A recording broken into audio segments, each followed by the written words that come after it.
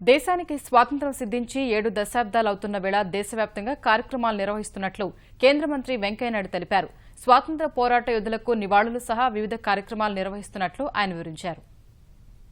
5 మంత్రులు 150 స్థలాలకు వెళ్తారు. అంటే మన దగ్గర అల్లూరు సీతారామరాజు, పింగళి వెంకయ్య, టంగుటూరి ప్రకాశం పంతులు, పొట్టి శ్రీరాములు అనేక మంది ఆ రోజుల్లో బ్రిటిష్ వాళ్ళకు వ్యతిరేకంగా పోరాడారు. ఈ మంత్రులు వాళ్ళ జన్మస్థలాలు కానీ లేదా వాళ్ళ స్మారక చిహ్నాలు కానీ సందర్శించి వాళ్ళకి నివాళులు అర్పిస్తారు. రెండోది సాంస్కృతిక విభాగం ఢిల్లీలో అలాగే దేశంలో ఉన్న 7 ప్రాంతాల్లో పెద్ద ఎత్తున సాంస్కృతిక కార్యక్రమాలు నిర్వహిస్తుంది, ప్రదర్శనలు నిర్వహిస్తుంది.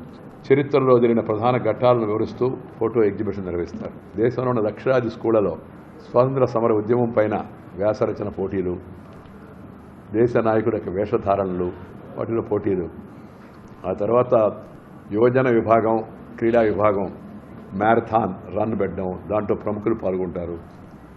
అలాగే పురుష మంత్రులతో పాటు మహిళా మంత్రులు సరిహద్దు ప్రాంతానికి వెళ్ళి మధ్యలో ఆగస్టు 18 రక్షాబంధన్ వస్తుంది కాబట్టి అక్కడ సైనికులకు రాఖీ కడతారు.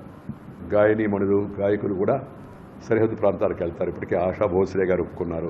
మన గజల్ శ్రీనివాస్ తిరంగా యాత్ర పైన ఒక పాఠాన్ని రూపొందించాడు. ఆ పాట మన ప్రధానమంత్రి గారికి స్వయంగా వినిపించాడు.